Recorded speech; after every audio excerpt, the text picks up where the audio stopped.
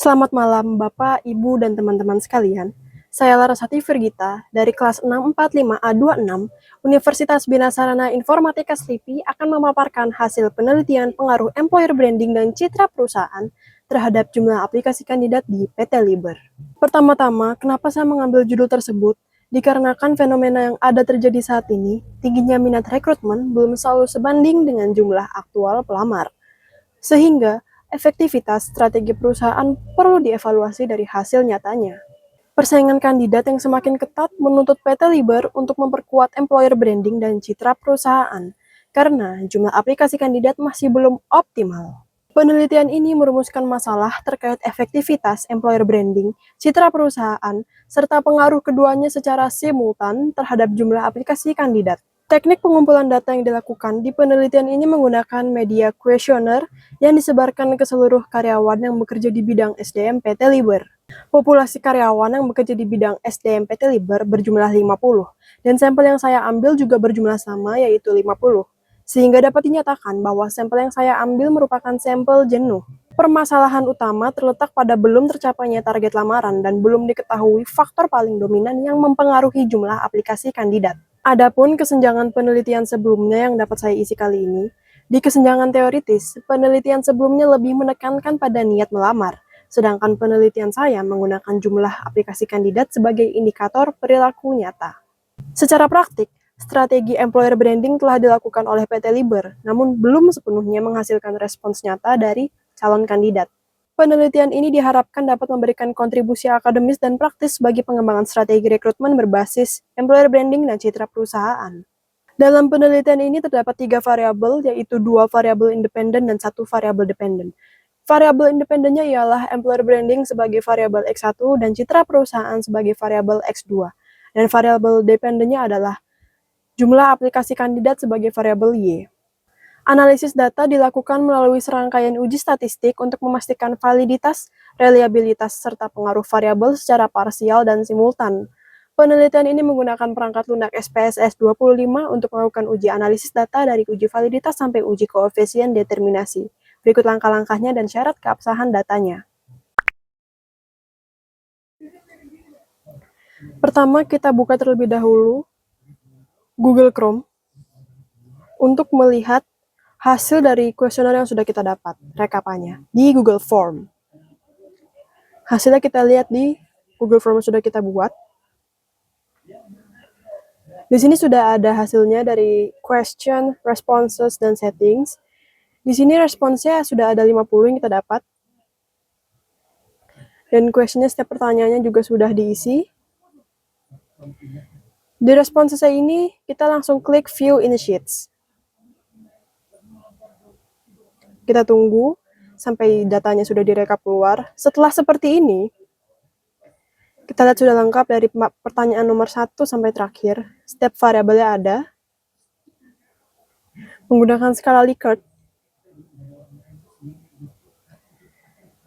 Setelah itu kita buat Google Sheets baru di Google Drive. Atau jika ada yang ingin lebih langsung lagi, di Microsoft Excel, di aplikasi bawaan laptopnya juga bisa. Tapi kali ini kita menggunakan Google Sheets di Google Drive. Sehingga jadi bisa dijadikan satu file saja. Lebih mudah dan lebih gampang dicarinya. Di sini sudah ada Google Sheets yang kosong. Lalu kita tinggal copy paste jumlah rekap tadi yang sudah ada di Google Form. Tapi terlebih dahulu kita kasih nama setiap variabelnya. Di sini ada X1.1 dan X1.2. Kita buat sampai X1.5, tinggal tarik garis saja seperti ini. Kemudian kita juga terakhir buat total underscore X1. Untuk hasil dari penjumlahan X1.1 sampai X1.5. Kita lakukan hal yang sama di variabel X2. Total X2.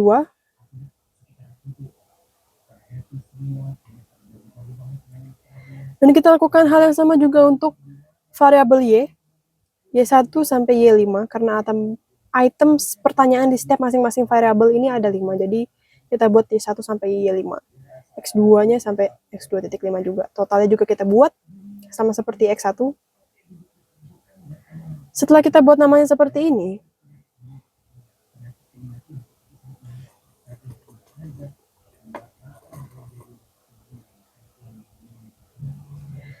Kita salin hasilnya dari X1 terlebih dahulu, hasil rekapannya.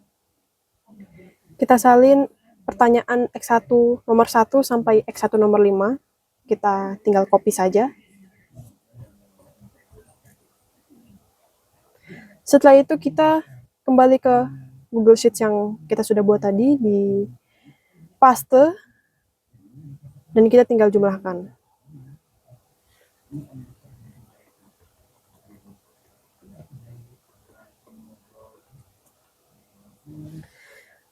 Jadi total ini merupakan hasil penjumlahan secara garis lurus setiap item pertanyaan dari respon yang sudah masuk. Kita lakukan hal yang sama di variabel X2.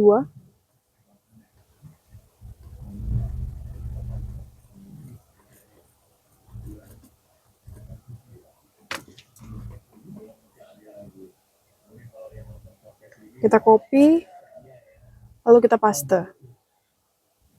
Sama kita lakukan juga, total X2 sama dengan sum, tinggal kita tarik garis saja untuk lebih simpelnya.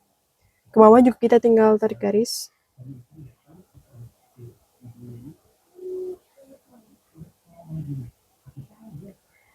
Begitu pula dengan variabel yang ini, kita lakukan hal yang sama juga.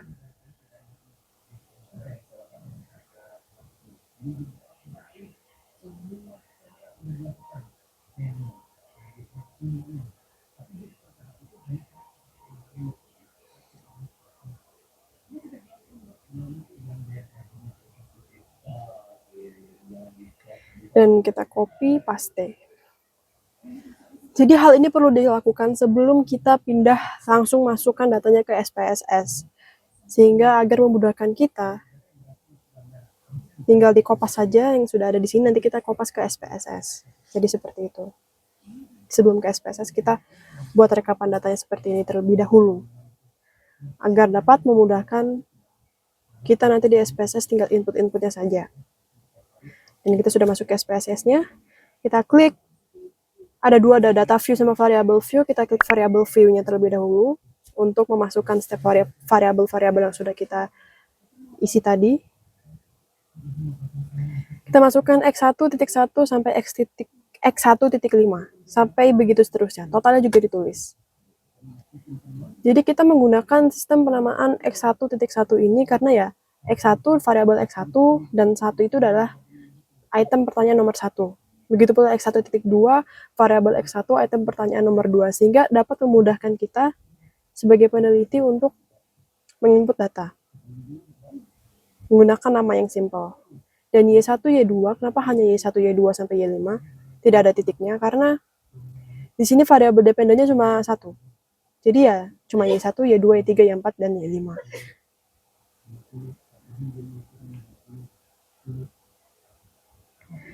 Jika sudah terisi di variabel view-nya, kita di sini desimalnya ubah terlebih dahulu menjadi 0, sehingga nanti hasil yang keluar, inputan setiap ujinya itu, angka di belakangnya tidak banyak. Jadi kita ubah desimal jadi 0 semua. Jika sudah seperti ini, kita klik data view, sehingga otomatis akan muncul nama-namanya seperti ini. Untuk kita input. Bentuknya sama seperti tadi yang kita lakukan di Google Sheets yang kosong. Dan sekarang kita ke Google Sheets yang kita isi lagi tadi rekapannya. Kita kopas semuanya.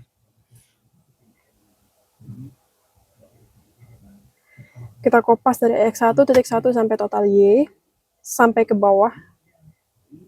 Kita copy. Lalu paste di sini. Dan yes, sudah keluar semuanya. Jadi ini sangat memudahkan kita. Sehingga kita di SPSS tidak perlu bolak-balik lagi, tinggal ya sudah kita copy paste aja, makanya kita buat Google Sheets terlebih dahulu. Setelah ini sudah ada semua datanya, kita tinggal melakukan uji yang pertama, uji validitas. Kita klik Analyze, Correlate, Bivariate, dan kita pindahkan semua variabel yang kita butuhkan ke kanan. Karena pertama kita akan X1 dulu, jadi kita pindahkan X1.1 sampai total ke ke kanan. Klik OK dan sudah ada hasilnya, ini dia. Di sini bisa terlihat hasilnya. Uji validitas untuk variabel X1. Hasil dari uji validitas X1 di sini kita dapat langsung melihat totalnya ada di 0,730. Lalu nilai signifikansinya semuanya 0,0000. Dan syaratnya adalah R hitung harus lebih besar daripada R tabel dan nilai signifikansinya harus lebih kecil daripada 0,05. Sehingga dapat dinyatakan nilai hasil uji validitas data X1 dinyatakan valid. Kemudian kita lakukan lagi uji validitas dengan cara yang sama, analyze, correlate, bivariate. X1 yang tadi sudah kita pindah ke kanan, kita pindah lagi ke kiri karena kita mau ganti X2. Kita pindahkan X2.1 sampai total X2 ke kanan, ke tempat variabel. Lalu kita klik OK. Di sini uji validitasnya untuk variabel X2 juga sudah keluar. Dan kita bisa langsung dapat melihat hasilnya, angkanya di uji validitas ini. Dan untuk hasil dari uji validitas X2 juga dinyatakan valid karena nilainya R hitungnya yaitu 0,777 dan nilai signifikansinya itu 0,00, sehingga syaratnya ini R hitung lebih besar dari R tabel dan nilai signifikansinya itu kurang dari 0,05 sehingga dinyatakan valid.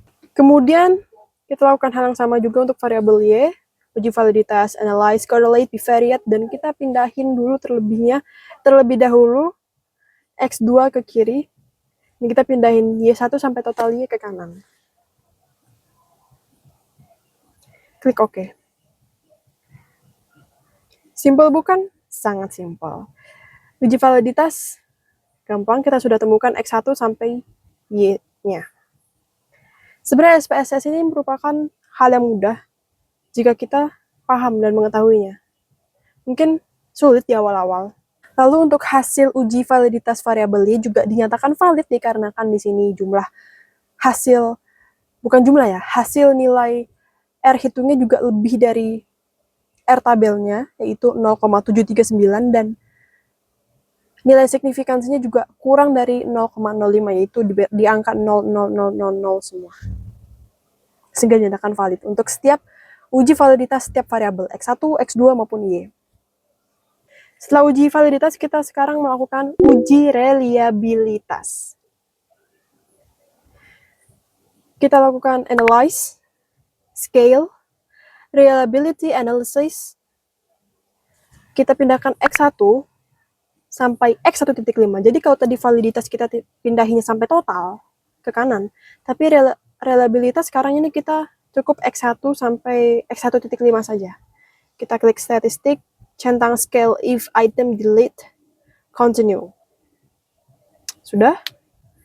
Habis itu kita langsung pencet OK.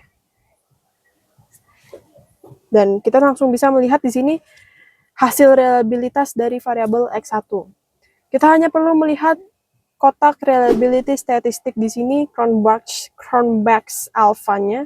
Untuk uji hasil reliabilitas, di sini kita syaratnya adalah harus lebih dari 0,6. Dan di sini kita mendapatkan Cronbach's alpha-nya. Maksudnya di sini adalah yang harus lebih dari 0,6 itu nilai Cronbach's alpha-nya.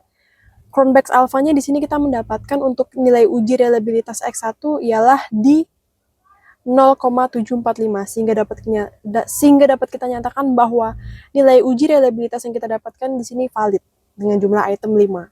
Kemudian untuk nilai uji reliabilitas hasil variabel X2 juga dinyatakan valid dikarenakan lebih dari 0,6 yaitu 0,879 Cronbach's alpha-nya. Dan untuk yang terakhir uji reliabilitas variabel Y juga dinyatakan valid dikarenakan angkanya lebih dari 0,6 yaitu ada di angka 0,762. Sehingga dengan dinyatakan kali ini saya juga menyatakan uji reliabilitas untuk variabel X1, X2, dan Y dinyatakan valid ketiganya. Jika kita sudah melakukan uji validitas dan uji reliabilitas, selanjutnya kita melakukan uji normalitas. Di uji normalitas ini, gampang saja, mungkin caranya agak sedikit berbeda. Kita klik Analyze, Regression, kemudian Linear. Di sini kita masukkan hanya totalnya saja ke kanan. Total independen ya, total X1, ke independen, total X2 ke independen. Harus sesuai. X1, X2 ke independen, totalnya saja ya. Kemudian total Y kita pindahkan ke dependen. Ini untuk uji normalitas. Kita klik statistik, kita checklist yang model fit-nya, dan collinearity diagnostic. Jika sudah, oke, continue, plots, kita lihat terlebih dahulu. Di plots ini, kita pindahkan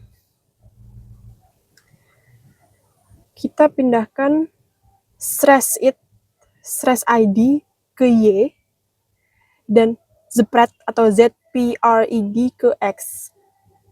Lalu kita checklist normal, probability, plot, dan histogram. Setelah itu kita continue.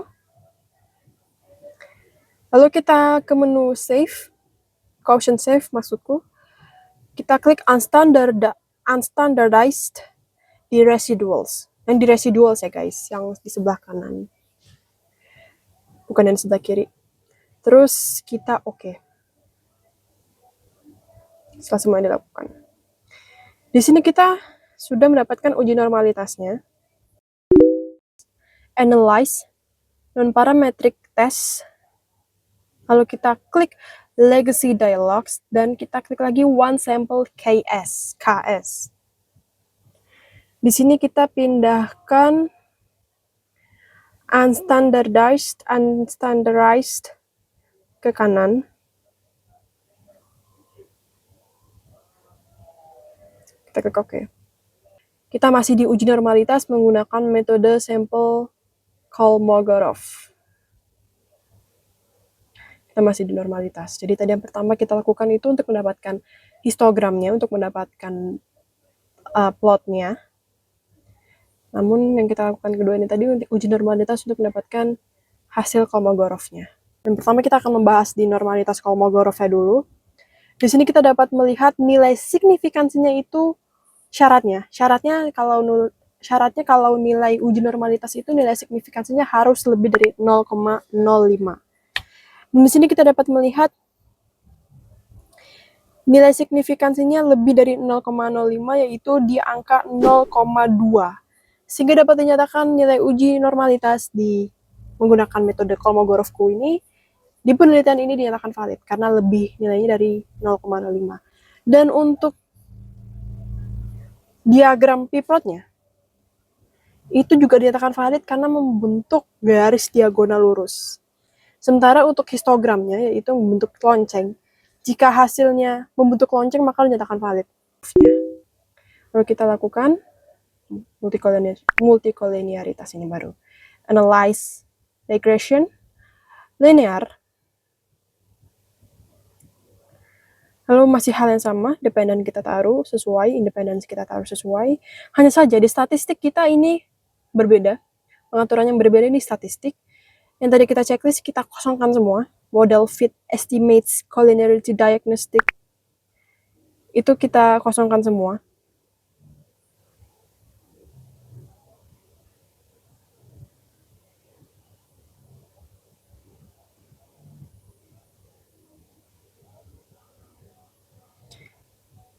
Kita hanya klik collinearity diagnostic saja. Estimate sama model fitnya nggak usah. Terus tadi zpred dan stress sheet itu kita balikin lagi, kosongin. Histogramnya, probability plotnya juga kita kosongin. Unstandardized juga kita kosongin. Mohon maaf tadi menurut saya typo. Maksud saya tadi yang dicentang hanya collinearity diagnostic. Oke. Jadi yang hanya dicentang tuh di bagian statistik ya. Di collinearity diagnostiknya saja. Sisanya yang tadi dicentang dihapus semua, dikembalikan semua. Lalu di sini kita juga sudah mendapatkan scatter plot. Di sini hasil juga sudah keluar untuk hasil uji multicollinearitas penelitian ini. Syaratnya adalah nilai fifth-nya. Syaratnya adalah nilai tolerance-nya harus lebih dari 0,10 atau 0,10 dan syarat nilai fifth-nya itu harus kurang dari 10.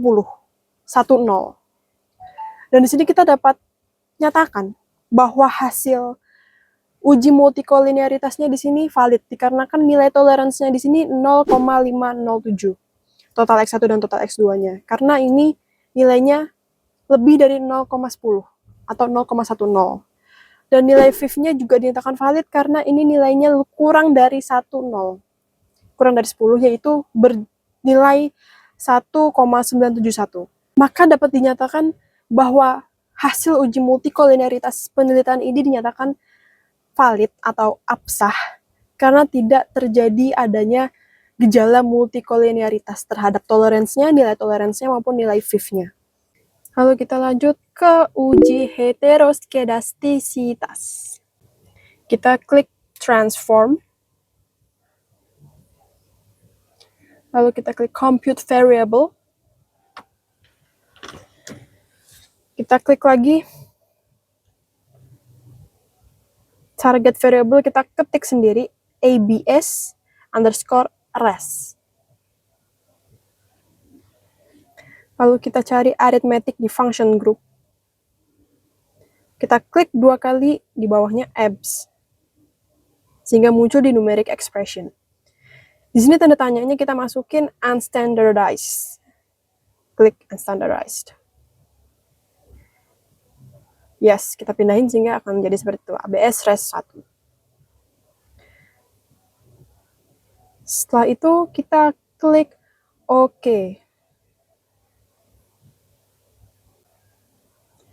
Tadi langkah pertama untuk heteroskedastisitas. Ini adalah langkah keduanya, kita klik analyze. Lalu regression. Linear.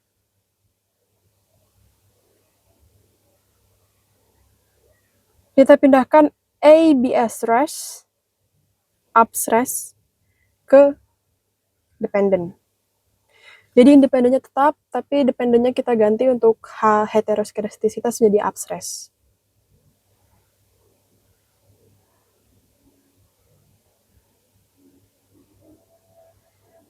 Kita klik OK. Gak perlu ada dirubah-rubah lagi. Lalu kita sudah mendapatkan uji heteroskedastisitas. Jika kita sudah melakukan uji validitas, reliabilitas, normalitas, multikolinearitas, heteroskedastisitas, kelima uji ini, kita sudah otomatis akan mendapatkan uji hipotesisnya. Jadi kita hanya melakukan 5 langkah, dan itu juga sudah termasuk uji T, uji F, dan juga uji koefisien determinasi dan analisis berganda. Analisis regresi berganda. Uji heteroskedastisitas menggunakan metode Glaser dinyatakan valid juga untuk penelitian ini. Karena syaratnya ialah nilai signifikansinya itu harus lebih dari 0,05. Dan di sini kita dapat menemukan bahwa nilai signifikansi dari total X1 dan total X2 berada di angka 0,131 dan 0,309. Sehingga uji heteroskedastisitas dapat dinyatakan absah, valid, atau tidak terjadi adanya gejala heteroskedastisitas dan adanya kondisi homokedastisitas, yaitu berarti baik. Kemudian untuk hasil uji analisis regresi berganda, hasilnya menunjukkan bahwa nilai F hitung sebesar 32,190 dengan signifikansi 000 yang hasilnya itu kurang dari 0,05, berarti menyatakan bahwa employer branding dan citra perusahaan secara simultan berpengaruh signifikan terhadap jumlah lamaran kandidat, sehingga model regresi dinyatakan valid. Secara parsial, employer branding berpengaruh positif dan signifikan terhadap jumlah lamaran kandidat.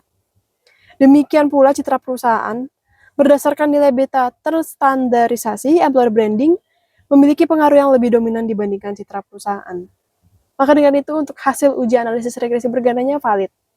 Kemudian selanjutnya untuk uji hipotesis, untuk uji T, uji F, dan juga uji koefisien determinasi. Itu kita dapat melihat di sini terlebih dahulu untuk hasil uji T-nya, bahwa di sini kita dapat melihat nilai signifikansi variabel employer branding berada di bawah 0,05. Dengan demikian, H01 ditolak dan H1 diterima, yang berarti employer branding berpengaruh positif dan signifikan terhadap jumlah pelamar kerja di PT Liber, dan ini menunjukkan bahwa semakin baik persepsi calon pelamar terhadap employer branding perusahaan, maka semakin besar pula kecenderungan mereka untuk melamar pekerjaan. Dan untuk variabel citra perusahaannya sendiri, ini berada di bawah 0,05 juga, oleh karena itu H02 ditolak dan H2 diterima, yang menunjukkan bahwa citra perusahaan berpengaruh positif dan signifikan terhadap jumlah pelamar kerja di PT Liber. Hasil ini juga mengindikasikan bahwa citra perusahaan yang baik yang tercermin dari reputasi, kredibilitas, dan tingkat kepercayaan publik, mampu meningkatkan keyakinan calon pelamar dalam memilih perusahaan sebagai tempat bekerja.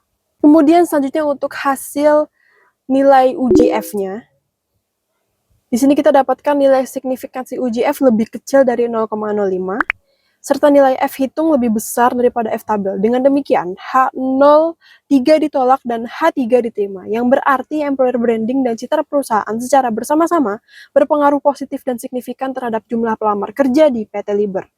Hasil ini juga menunjukkan bahwa perpaduan antara strategi employer branding yang baik dan citra perusahaan yang kuat mampu meningkatkan daya tarik perusahaan sebagai tempat bekerja yang baik sehingga mendorong peningkatan jumlah pelamar pekerja yang diterima oleh perusahaan. Lalu yang terakhir ada uji koefisien determinasi. Berdasarkan tabel, diperoleh nilai R square-nya atau R kuadrat sebesar 0,578. Hal ini berarti bahwa sebesar 57,8%, variasi pada jumlah aplikasi kandidat dapat dijelaskan oleh variabel employer branding dan citra perusahaan. Sementara itu, sisanya sebesar 42,2% dipengaruhi oleh faktor lain di luar model penelitian ini. Nilai adjusted R square sebesar 0,560 menunjukkan bahwa setelah disesuaikan dengan jumlah variabel independen, model regresi tetap memiliki kemampuan yang cukup kuat dalam menjelaskan variabel dependen. Dan berdasarkan nilai koefisien determinasi, dapat disimpulkan bahwa variabel employer branding dan citra perusahaan mampu menjelaskan sebagian besar variasi jumlah aplikasi kandidat. Sementara itu masih terdapat faktor lain di luar penelitian ini yang turut mempengaruhi jumlah aplikasi kandidat. Sekian pemaparan penelitian ini dari saya. Kurang lebihnya mohon maaf. Wassalamualaikum warahmatullahi wabarakatuh. Selamat malam. Kita rehat sejenak.